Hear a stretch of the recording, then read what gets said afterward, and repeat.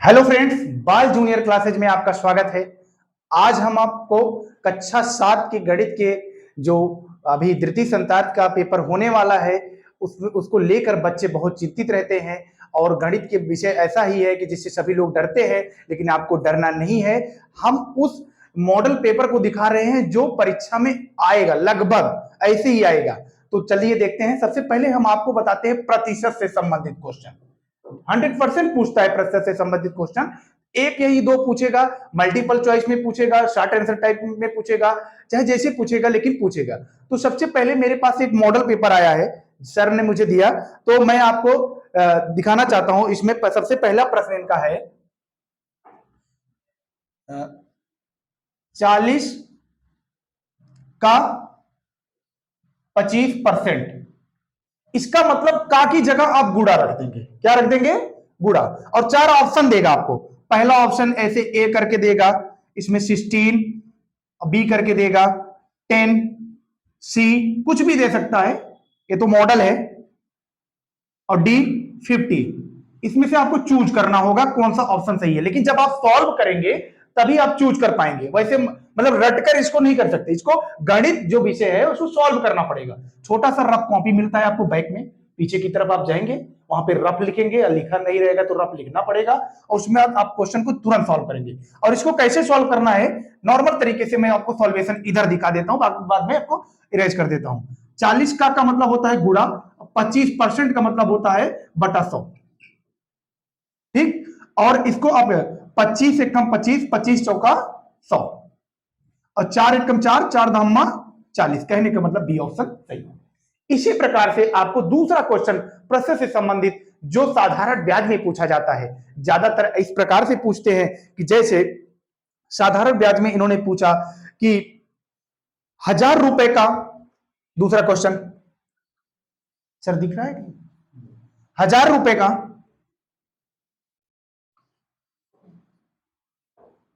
15% की दर से कितने वर्ष का ब्याज, कितने वर्ष का, वर्ष जो है क्वेश्चन मार्क हो गया। कहने का मतलब मैं आपको एक बार फिर दिखा देता हूं। मिटाने वाला है सर, एक मिनट रुकिए, एक मिनट। इस क्वेश्चन को मिटा देता हूं, आप स्क्रीनशॉट लेना चाहे तो ले सकते हो। दूसरे क्वेश्चन को मैं आपको बता रहा हूं, जो बहुत ज्यादा पूछा जाता है क्वेश्चन, कि आप एक नॉर्मल फॉर्मूला जानते हैं, साधारण ब्याज बराबर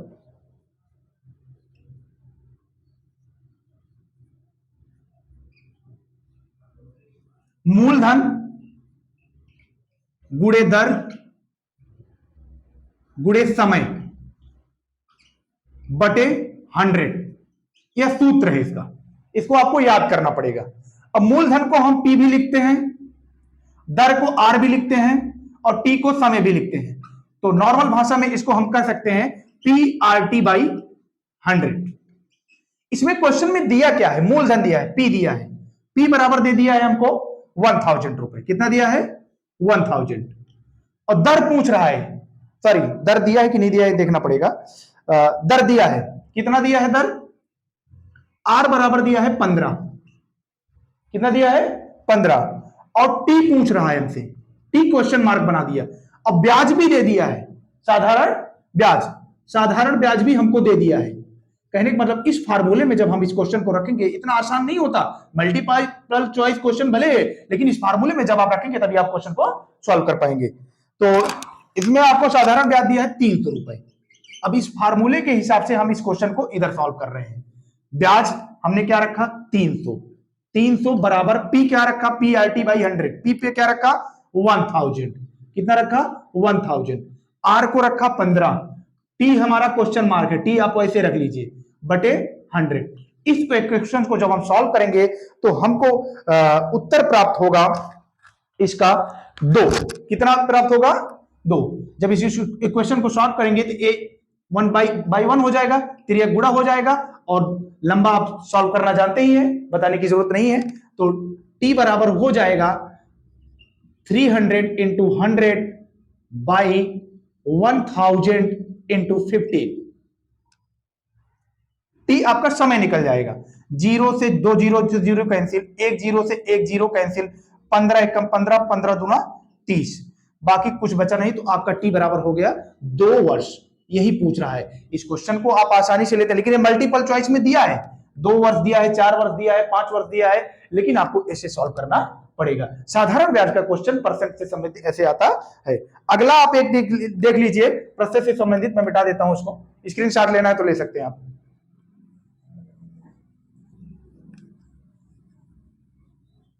बहुत ही बारीकी से क्वेश्चन को पूछता है और बच्चे घबराहट में क्वेश्चन को गलत कर देते हैं, तो ऐसा नहीं करना है, कॉन्फिडेंस के साथ क्वेश्चन को सॉल्व करना है। सबसे पहले कहा जाता है कि प्रश्न में ही उत्तर छिपा रहता है। आप प्रश्न को ध्यान से पढ़ेंगे तो आपको उत्तर समझ में आ जाएगा। अब ऐसे एक ही नॉर्मल प्रश्न पूछ रहा है कि 5/2 अर्थात कितना परसेंट, नॉर्मल क्वेश्चन। तीसरा देख लीजिए, 5/2 अर्थात डैश डैश डैश कितना परसेंट।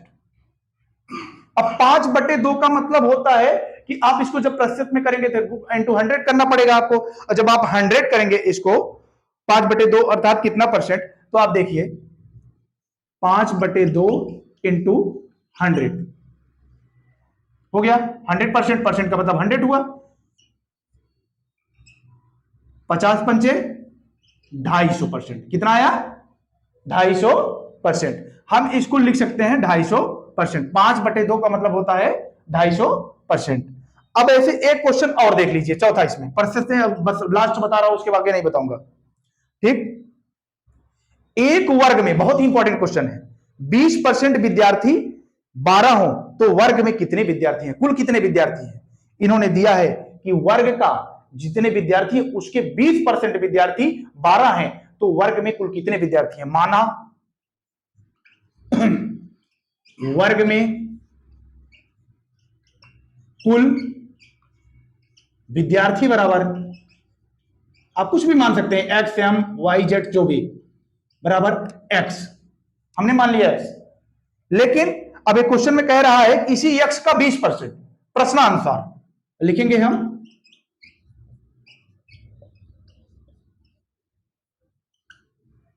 प्रश्नानुसार नहीं तो छोड़ो, इसको जाने दो, नॉर्मल ही देख लो आप। ये कह रहा है क्वेश्चन में एक्स का 20% बराबर कितना है 12।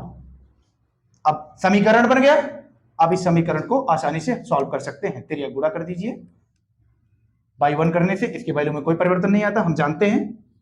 तो x बराबर हो जाएगा 12 इंटू 100/20, 20 पंचे 100, 12 पंचे 60। टोटल कितने विद्यार्थी हैं उसमें, 60 विद्यार्थी। कितने हैं, 60 विद्यार्थी। लेकिन ये मल्टीपल चॉइस भले क्वेश्चन है, एक ही नंबर का है, लेकिन आप जल्दबाजी करेंगे तो इस क्वेश्चन को सॉल्व नहीं कर पाएंगे। तो इसी के साथ मैं अपनी वाणी को विराम देता हूं, और आप तैयारी करिए। प्रतिशत से अगर कोई भी क्वेश्चन होता है तो अगले वीडियो में आपको बताया जाएगा।